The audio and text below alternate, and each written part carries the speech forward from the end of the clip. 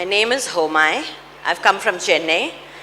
I act in advertisements and documentaries. I act as a grandmother.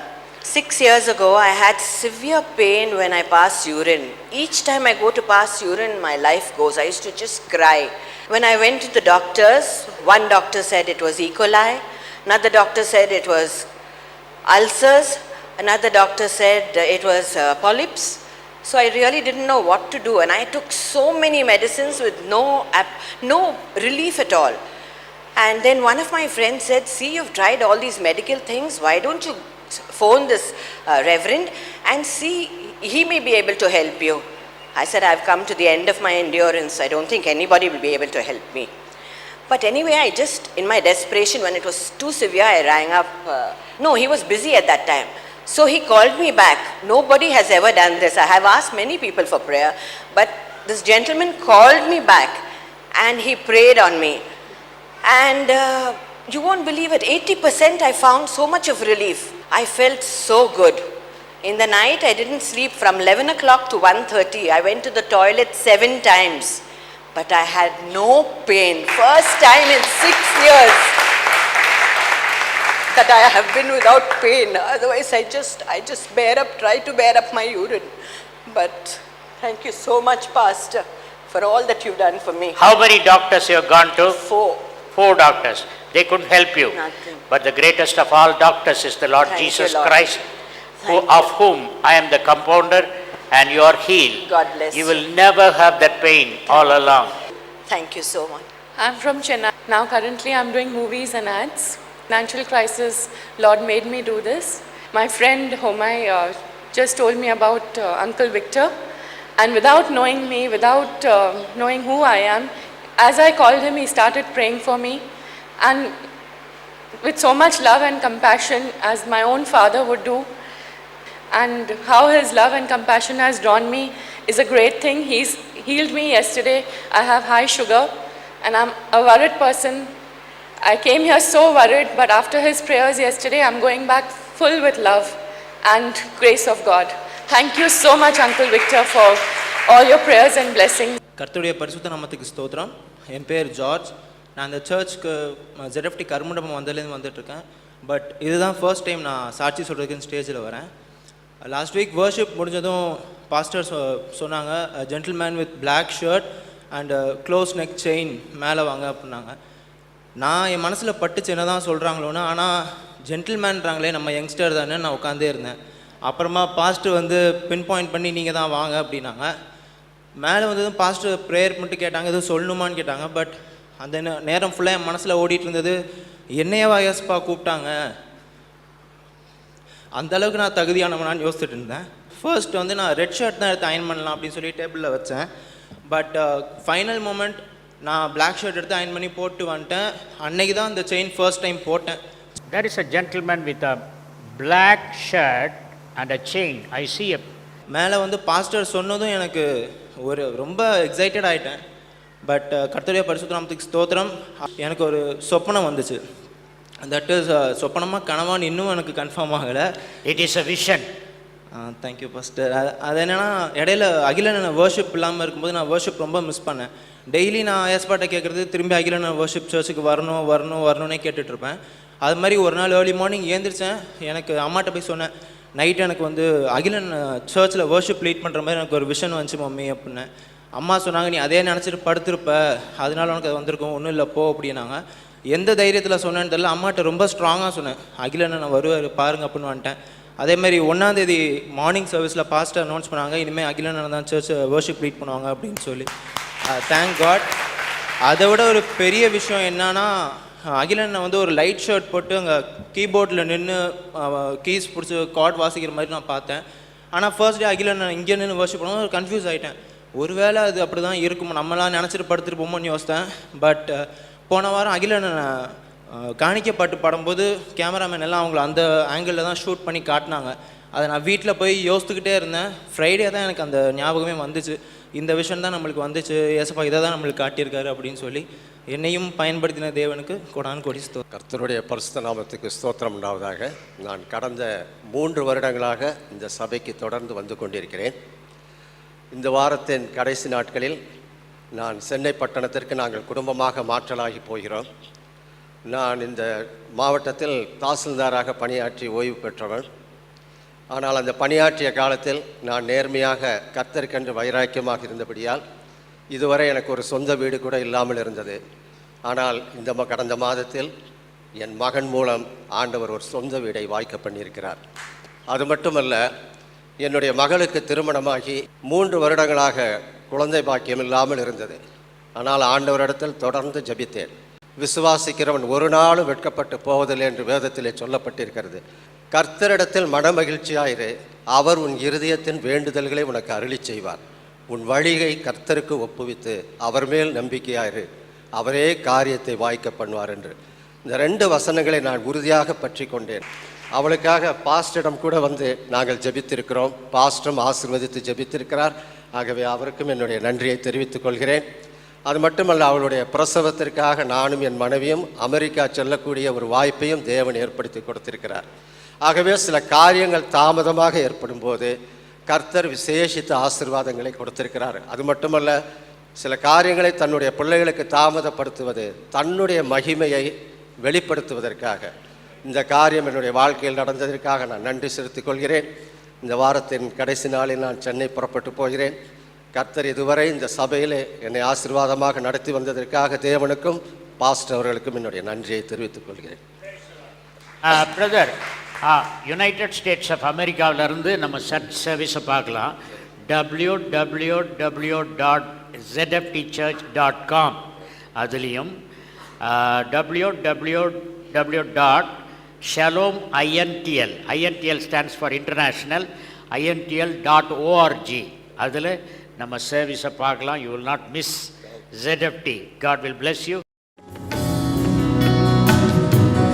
எத்தனையோ கிருபை உந்தன் உயிர்க்கு செய்தாரே, எத்தனையோ கிருபை. நித்தம் உன்னை மூடி, நித்தம் உன்னை மூடி சுட்டின, நித்தம் உன்னை மூடி சுட்டினது மண்டி நித்தியமாக ஜீவனை என் ஆத்துமாவே, என் ஆத்துமாவே, பூமிக்கும் வானத்திற்கும், பூமிக்கும் வானத்திற்கும் உள்ளதோ, பூமிக்கும் சாமி பயம் உள்ளவர் மேல், சுவாமி பயமுள்ளவர் மேல் அவர் அருள், சுவாமி பயமுள்ளவர் மேல் அவர் அருள் சாலவும் தங்குமே, என்னாலுமே துதிப்பார். என் ஆத்துமாவே, என் ஆத்துமாவே நீ. கனத்திற்குரிய பாத்திரம், the vessel of honor. வேத வசனம் 2 தீமோத்தேயு 2ஆம் அதிகாரம் 20ஆம் 21ஆம் வசனம். ஒரு பெரிய வீட்டிலே பொன்னும் வெள்ளியுமான பாத்திரங்களும் அல்லாமல் மரமும் மண்ணுமான பாத்திரங்களும் உண்டு. அவைகளில் சில கனத்திற்கும் சில கனவீனத்திற்குமானவைகள். ஆகையால் ஒருவன் இவைகளை விட்டு தன்னை சுத்திகரித்துக் கொண்டால் அவன் பரிசுத்தமாக்கப்பட்டதும் எஜமானுக்கு உபயோகமானதும் எந்த நற்கிரியைக்கும் ஆயத்தமாக்கப்பட்டதுமான கனத்துக்குரிய பாத்திரமாயிருப்பான். இதிலே ஒரு பெரிய வீடிலே, அந்த ஒரு பெரிய வீடு எந்த வீடு நீங்கள் பார்க்கும் பொழுது 1 தீமோத்தேயு 3ஆம் அதிகாரம் 15ஆம் வசனம் அந்த பெரிய வீடு எந்த வீடு என்று சொல்லுகிறது. தாமதிப்பேனாகில் தேவனுடைய வீட்டிலே நடக்க வேண்டிய வகையை நீ அறியும்படி இவைகளை உனக்கு எழுதுகிறேன். அந்த வீடு ஜீவனுள்ள தேவனுடைய சபையாய் சத்தியத்துக்கு தூணும் ஆதாரமுமாயிருக்கிறது. அன்றியும் தேவ பக்திக்குரிய ரகசியமானது யாவரும் ஒப்புக்கொள்ளுகிறபடியே மகா மேன்மையுள்ளது. தேவன் மாம்சத்திலே வெளிப்பட்டார், ஆவியிலே நீதியுள்ளவர் என்று விளங்கப்பட்டார், தேவ தூதர்களால் காணப்பட்டார், புறஜாதிகளிடத்தில் பிரசங்கிக்கப்பட்டார், உலகத்திலே விசுவாசிக்கப்பட்டார், மகிமையிலே ஏறெடுத்துக் கொள்ளப்பட்டார். அந்த வீடு ஜீவனுள்ள தேவனுடைய சபையாய் சத்தியத்திற்கும் தூணாய் ஆதாரமாய் இருக்கிறது. தேவனுடைய வீட்டிலே நடக்க வேண்டிய வகையை நீ அறியும்படி இவைகளை உனக்கு எழுதுகிறேன் என்று சொல்லி அப்போஸ்தலனாகிய பவுல் தீமோத்தேயுவுக்கு எழுதுகிறார். ஆகவே ஒரு பெரிய வீட்டிலே வெள்ளி பாத்திரம், மண் பாத்திரம், மரப்பாத்திரம், பொன் பாத்திரம், இங்கே இருக்கிற மக்களை 4 விதமாக வேதம் பிரிக்கிறது. கர்த்தருடைய வசனத்தை பொன்னை போல் மதிக்கும் பொன் பாத்திரங்கள், ஆண்டவருடைய வசனம் புடமிடப்பட்டு 7 தடவை சுத்திகரிக்கப்பட்டது என்று நினைக்கும் வெள்ளி பாத்திரம், ஏதோ கோயிலுக்கு வருகிறோம் மண் பாத்திரம். மனிதன் மண்ணினால் உருவாக்கப்பட்டான். மண்ணினால் உருவாக்கப்பட்ட மனிதனுக்கு 11 பேசிக் எலமெண்ட்ஸ் and 20 trace elements, 31 பூமியில் உள்ள பொருட்கள் மனிதனுடைய சரீரத்தில் இருக்கிறது.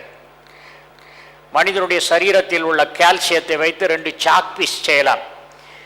மனிதனுடைய சரீரத்தில் உள்ள இரும்பை வைத்து 3 பென்சில் செய்யலாம். இப்படி ஒன்னொன்னா அவன் இருக்க 31 எலமெண்ட்ஸ். மெண்டலீஃப் பீரியாடிக் டேபிளில் பார்த்தீங்கன்னா 114 elements இருக்கு. Out of the 114 elements, man is made out of 21 elements, 10 major elements and 21 trace elements. ஆகவே மண்ணினால் உருவாக்கப்பட்டவன். அவன் ஆலயத்துக்கு வர்றான், ஆலயத்துக்கு விட்டு போறான், மண்ணா வர்றான், மண்ணா தான் போறான், ஒன்றும் எடுத்துக்கிறது இல்லை. மண் பாத்திரம், மண் பாத்திரம் பரவாயில்ல, மண்ணில் கொஞ்சம் தண்ணி ஊற்றினா பாத்திரத்தில் கொஞ்சம் குளிர்ச்சியாவது தண்ணி இருக்கும். அடுத்தது மரப்பாத்திரம். வாத்தியாராக இருக்கும்போது பையன் சரியா படிக்கட்டா, டேய் நீ மரம் மண்டடா, எவ்வளோ சொன்னாலும் ஏறாது, எவ்வளோ போதனை செய்தாலும் ஏறாது. பிரசங்கம் கேட்பாங்க கேட்பாங்க கேட்பாங்க, கன்வென்ஷன் வருவாங்க வருவாங்க வருவாங்க, அங்கே கன்வென்ஷன் தான் போவாங்க. எதுக்கு போவாங்க? எவ்வளோ கூட்டம் வருது, யார் பேசுகிறா, என்ன பேசுகிறாரு என்று பார்க்கறதுக்கு போவாங்க. ஊட்டியில் ஒருவரை சந்தித்தேன். அவருக்கு என்ன வேலையான்னு கேட்டேன். இங்கே டீ எஸ்டேட் இருக்கு, அந்த டீயை சுவைச்சி குவாலிட்டி எப்படி இருக்குது அப்படின்னு சொல்கிறது தான் என் வேலைன்னாரு. அவருக்கு வேலை காலையிலேருந்து சாயங்காலம் வரைக்கும் கப்பில் கொஞ்சம் டீ வந்து கொடுப்பாங்க. நாக்கு தான் அதுக்கு இன்ஸ்ட்ருமெண்ட். குடிச்சு பார்த்து இது ஏ கிரேட் டீ, இது சரியில்லை, இது பி கிரேட். டீ குடித்து சொல்ல வேண்டியதுக்கு நல்ல உயர்ந்த சம்பளம். அதை மாதிரி சிலர் வருவாங்க. இந்த பேரன்ப பெருவிழாவில் 2 பேர் பேசினாங்க. முதல்ல பேசினவர் சுமார், 2வது பேசினவர் கூறுகட்டவர், சரியாகவே பேசலை. டீ டேஸ்டர்ஸ் மாதிரி சர்மன் டேஸ்டர்ஸ், பிரசங்கத்தை ருசிச்சு பார்த்து கமெண்ட் அடிச்சுட்டு போவாங்க. மரப்பாத்திரம், மக்கு பாத்திரம், 2 வகையான பாத்திரங்கள், பொன்னும் வெள்ளியும் மரமும் மண்ணும். இந்த 2 வகையான பாத்திரங்களை ரோமருக்கு எழுதின நிருபத்தில் வேறு பேர்களில் அழைக்கப்படுகிறது. அதாவது பொன்னும் வெள்ளியும் கிருபா பாத்திரங்கள் என்று அழைக்கப்படுகிறது. Vessels of grace. அந்த கிருபா பாத்திரத்தில் தேவன் கிருபையை ஊற்றுகிறார். இன்னொன்று, மரமும் மண்ணும் பாத்திரம் எப்படி அழைக்கப்படுதுன்னா கோபாக்கினைக்குரிய பாத்திரங்கள். Vessel destined for the wrath of God. எவ்வளோ தடவை கோயிலுக்கு போனேன், இன்னும் மண்ணு மாதிரி தானே இருக்க, இன்னும் மரம் மாதிரி தானே இருக்க. ஆகவே இந்த 2 விதமான பாத்திரங்கள், ஒரு கேட்டகரி கிருபா பாத்திரம், இன்னொன்று கோபாக்கினைக்குரிய பாத்திரம். ரோமர் 9:22-23. தேவன் தமது கோபத்தை காண்பிக்கவும் தமது வல்லமையை தெரிவிக்கவும் தாம் மகிமைக்காக எத்தனமாக்கின கிருபா பாத்திரங்கள் மேல் தம்முடைய மகிமையின் ஐஸ்வர்யத்தை தெரியப்படுத்தவும் சித்தமாய் அழிவுக்கு எத்தனமாக்கப்பட்ட கோபாக்கினை பாத்திரங்கள் மேல் மிகவும் நீடிய சாந்தத்தோடே பொறுமையாயிருந்தாரானால் உனக்கென்ன? இந்த ரோமருக்கு எழுதின நிருபத்தில் இந்த 2 விதமான பாத்திரங்களை குறித்து சொல்லப்பட்டிருக்கிறதை பார்க்கிறோம். கிருபா பாத்திரங்கள். இந்த கிருபா பாத்திரத்தில் தேவன் தம்முடைய மகிமையின் ஐஸ்வர்யத்தை ஊற்றி வைப்பார் இந்த கிருபா பாத்திரத்தில். அதுக்கப்புறம் இன்னொரு விதமான பாத்திரம், இது அழிவுக்கு எத்தனமாக கோபாக்கினை பாத்திரங்கள் மேல் அவர் ஆரம்பத்தில் நீடிய சாந்தத்தோடு பொறுமையாக இருக்கார். இந்த மரப்பாத்திரம் என்னைக்காவது ஒரு நாள் பொன் பாத்திரமா மாறும் அப்படின்னு காத்துக்கிட்டு இருக்காரு. கர்த்தருக்குள் அன்பானவர்களை, இந்த 4 விதமான பாத்திரங்களில் நீங்கள் பொன் பாத்திரமாக இருந்தால் கர்த்தர் தமது மகிமையை உங்கள் மேல் ஊற்றுவார். வேதத்தில் இந்த வெள்ளி பொன் பாத்திரங்கள், கனவீனத்திற்குரிய பாத்திரங்கள் உதாரணம் இருக்கு. ஆபேல் பொன் பாத்திரம், காயின் மண் பாத்திரம், ஏசா மரப்பாத்திரம், யாக்கோபு வெள்ளி பாத்திரம், பேதுரு பொன் பாத்திரம், யூதாஸ் மண் பாத்திரம். பாடி மண், இது மண்ணுக்கு தான் திரும்பும். இந்த மண் பாத்திரம் பொன் பாத்திரமாக இருந்தால் தேவனுடைய கிருபை ஊற்றப்படும். தேவனுடைய கிருபையினால் நோய்களை குணமாக்கும் ஆற்றலை தேவன் தருவார். மண் பாத்திரம் தன்னை மாற்றிக்கொள்ள முடியாது, மரப்பாத்திரம் தன்னை மாற்றிக்கொள்ள முடியாது. ஆனால் இது ஆவிக்குரிய மண் பாத்திரம், ஆவிக்குரிய மரப்பாத்திரம். இந்த பாத்திரங்கள் தன்னை மாற்றிக்கொள்ள முடியும்.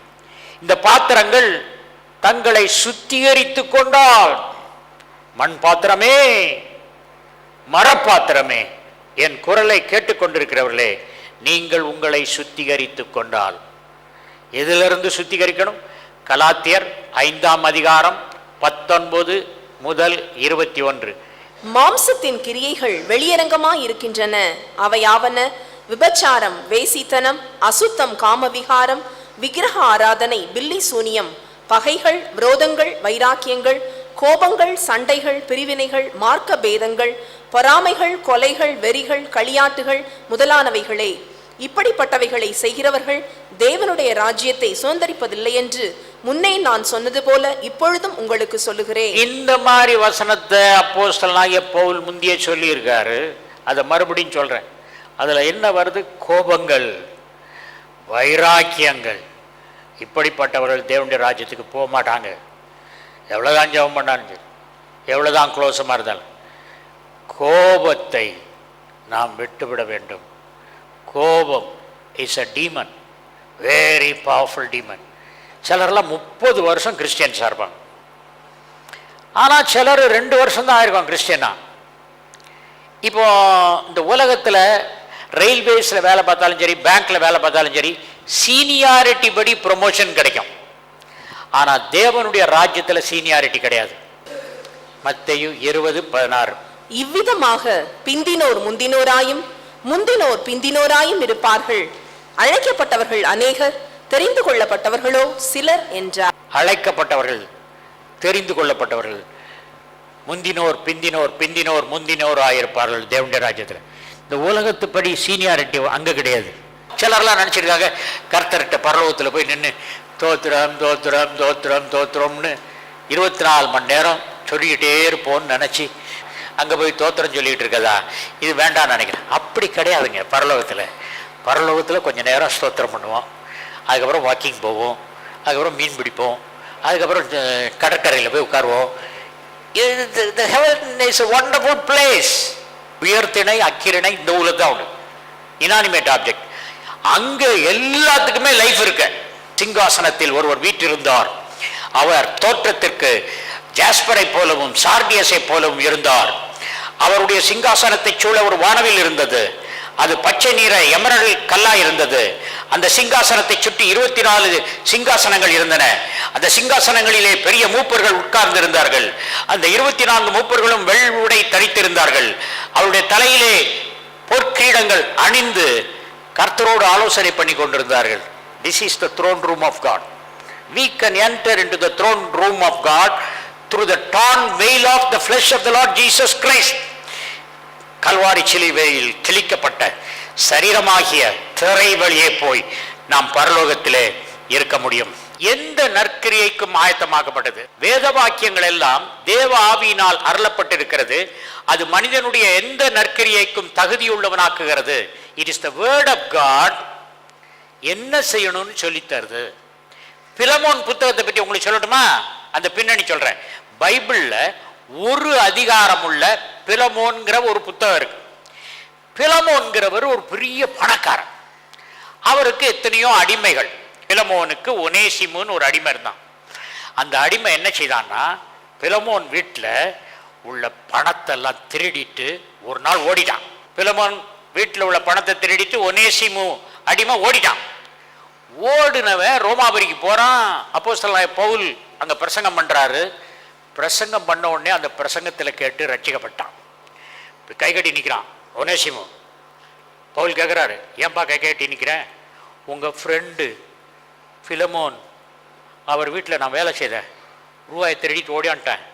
இப்போ நான் ரட்சிக்கப்பட்டேன், நான் அங்கே போக விரும்புகிறேன், அந்த காசை திருப்பி கொடுத்துட்றேன், என்னை அவரை ஏற்றுக்கொள்ளுவாரா அப்படின்னு சொல்லிட்டு இந்த ஒனேசிமும் கேட்குறான். உடனே பவுல் சொல்கிறாரு, நான் ரெக்கமெண்டேஷன் கொடுக்குறேன்பா, பிலமோன் எனக்கு தெரிஞ்சவன், நான் சொன்னால் உன்னை ஏற்றுக்குவான். 11ஆம் வசனத்தில் என்ன சொல்கிறாரு? முன்னே அவன் உமக்கு பிரயோஜனம் இல்லாதவன், ஒனேசிமு முன்னே உனக்கு யூஸ்லெஸ் ஃபெல்லோவா, திருடனா, பிரயோஜனம் இல்லாமல் இருந்தான். இப்பொழுது உமக்கும் எனக்கும் பிரயோஜனம் உள்ளவன். பிலோமனே, அவனை திருப்பி சேர்த்துக்கோ, இனி தப்பு செய்ய மாட்டான். 10ஆம் வசனத்தில் அவர் சொல்றாரு, கட்டப்பட்டிருக்கையில் நான் பெற்ற என் மகனாகிய ஒனேசிமுக்காக உம்மை மன்றாடுகிறேன். Philemon, I recommend Onesimu to re-employ him because he was born again. He is my spiritual son அப்படின்னு சொல்றாரு. 2 தீமோத்தேயு 4:12 சொல்கிறது, நீ வார்த்தையிலும் நடக்கையிலும் அன்பிலும் ஆவியிலும் விசுவாசத்திலும் கற்பிலும் விசுவாசிகளுக்கு மாதிரியாயிரு என்று சொல்லப்பட்டிருக்கிறதை பார்க்கிறோம். கர்த்தருக்குள் அன்பானவர்களே, மார்க்கு மிஷினரி பயணத்தில் போனான், இடையில வந்துட்டான். அப்போ தீமோத்தேயு அவனை பார்த்து சொல்றாரு, 2 தீமோத்தேயு 4:11, மார்க்குவை உன்னுடனே கூட்டிக் கொண்டு வா, ஊழியத்தில் அவன் எனக்கு பிரயோஜனம் உள்ளவன். பிரயோஜனமற்றவனாய் இருந்தவன் இப்பொழுது பிரயோஜனம் உள்ளவனாய் மாற்றப்பட்டான். கர்த்தருக்குள் அன்பானவர்களே, தேவனை அறிந்தோம் என்கிறவர்கள் தங்கள் கிரியையினாலே அதை காட்ட வேண்டும். தீத்துவின் புத்தகம் 1ஆம் அதிகாரம் 16ஆம் வசனம். அவர்கள் தேவனை அறிந்திருக்கிறோம் என்று அறிக்கை பண்ணுகிறார்கள், கிரியைகளினாலோ அவரை மறுதலிக்கிறார்கள். அவர்கள் அருவருக்கப்படத்தக்கவர்களும் கீழ்ப்படியாதவர்களும் எந்த நற்கிரியையும் செய்ய ஆகாதவர்களுமாய் இருக்கிறார்கள். இதுதான் மரப்பாத்திரம், மண்பாத்திரம். கர்த்தருக்குள்ள அன்பானவர்களே, இந்த வசனம் தான் நம்ம சுத்திகரிக்கும். when you read this word, மண்பாத்திரம் மரப்பாத்திரம் இதை வாசிக்க ஆரம்பிச்சானா வெள்ளி பாத்திரமா பொன் பாத்திரமா மாறிடுவான். யோவான் 17:17, உம்முடைய சத்தியத்தினாலே அவர்களை பரிசுத்தமாக்கும், உம்முடைய வசனமே சத்தியம். உம்முடைய சத்தியத்தினாலே அவர்களை பரிசுத்தமாக்கும், உம்முடைய வசனமே சத்தியம். இதான் சத்தியம். நமக்கு இருக்க பண குறைச்செல்லாம் ஃபேக்ட். பரலோகத்திலிருந்து கிறிஸ்து தேவனுடைய ராஜ்யத்தை தேடுகிறவர்களுக்கு எல்லாம் கொடுப்பாருங்கிறது truth. This truth of the word of God about prosperity cancels your poverty. எரேமியா தீர்க்கதரிசன புத்தகம் 22ஆம் அதிகாரம் 24ஆம் வசனம். யூதாவின் ராஜாவாகிய யோயாக்கீமின் குமாரன் கோனியா என் வலது கையின் முத்திரை மோதிரமாய் இருந்தாலும் அதிலிருந்து உன்னை கழற்றி எறிந்து போடுவேன் என்று என் ஜீவனை கொண்டு சொல்லுகிறேன் என்று கர்த்தர் சொல்லுகிறார். இந்த புருஷன் சந்தானமற்றவன், தன் நாட்களில் வாழ்வடையாதவன் என்று இவனை குறித்து எழுதுங்கள். அவன் வித்தில் ஒருவனாகிலும் வாழ்வடைந்து தாவீதின் சிங்காசனத்தில் வீற்றிருந்து யூதாவில் அரசாழ போகிறதில்லை என்று கர்த்தர் சொல்லுகிறார். எக்கோனியா, அவன் பேரு ஜெகோனாயா. ஆனா ஆண்டவர் அவனை சபிச்சதுனால ஜெகோனாயில உள்ள அந்த ஜேஇ போயிருச்சு. J E stands for Jehovah. Jeconiah, when God cursed him, became Konaya. J E is gone, Jehovah is gone. 7 பிள்ளைகள் இருந்தாலும் ஒருத்தனாவது சிங்காசனத்தில் உட்கார்ந்து ராஜாவாக மாட்டான் அப்படின்னு ஆண்டவர் சாபம் போட்டார். ஏன் சாபம் போட்டார்னு முன்னாலாம் படிச்சு பாருங்க. ஆண்டவருடைய கட்டளையை மீறினா. ஆனா 2 தலைமுறை குடும்ப பட்டியல் வருது. ஒன்று சாலமோன்ல இருந்து வந்த பட்டியல், இன்னொன்று நாத்தான்ல இருந்து வந்த பட்டியல். மத்தேயு 1ஆம் அதிகாரத்தில் இருக்கிறது சாலமோன்ல இருந்து வந்த பட்டியல். லூக்கா 3ஆம் அதிகாரம் 23 இருக்கிறது நாத்தான் மூலமாக வந்த பட்டியல். நாத்தான் மூலமாக வந்த பட்டியல்ல யோசேப்பினுடைய மகன் ராஜாவாக முடியாது. காரணம், அந்த வழியில தான் கொனையா வந்தான். அவன் சபிக்கப்பட்டவன். ஆகவே அவன் ராஜாவாகல. தேவன் அவனை முத்திரை மோதிரமாய் வைத்திருந்தார். தப்பு செய்தான், களத்தை எறிஞ்சிட்டார். கர்த்தருக்குள் அன்பானவர்களே, அந்த நிலைமை நமக்கு வரக்கூடாது. நீங்கள் எல்லாம் பொன் பாத்திரமாக வெள்ளி பாத்திரமாக இருக்க வேண்டும். ஆழமான ஆறு, ஒரு பாலம் இருக்கிறது, மரப்பாலம் ஆடுது. அதில் நடக்கும்போதே உடஞ்சா உள்ள உள்ளணும், தண்ணியில் பிழைக்க முடியாது. அடுத்த பக்கத்தில் இயேசு கிறிஸ்துவர் பார்க்குறார். பார்த்த உடனே இந்த விசுவாசி சொல்கிறாரு, ஆண்டவரே வாங்க வாங்க வாங்க, உங்கள் கையை பிடிச்சிட்டு நடக்கிறேன். திடீர்னு ஆண்டவர் வரல, மறைஞ்சிடுறார். இவருக்கு பயங்கர கோபம். நான் விசுவாசி, ஆண்டவர் அங்கே நிற்கிறாரு, உதவி செய்ய கூப்பிட்டா, ஆபத்து காலத்தில் என்னை நோக்கி கூப்பிடு, நான் உனக்கு மறு உத்தரவு அருளி செய்வேன்னு சொல்லிவிட்டு ஆளை காணோம், எங்கே போனாரோ தெரில. சட், என்ன ஆண்டவர் அப்படின்னு சொல்லிட்டு மெதுவாக பாலத்தில் அப்படி நடந்து நடந்து நடந்து பாலம் உடையில அடுத்த பக்கம் போயிட்டார். போன உடனே இயேசு கிறிஸ்து அங்கே நிற்கிறாரு.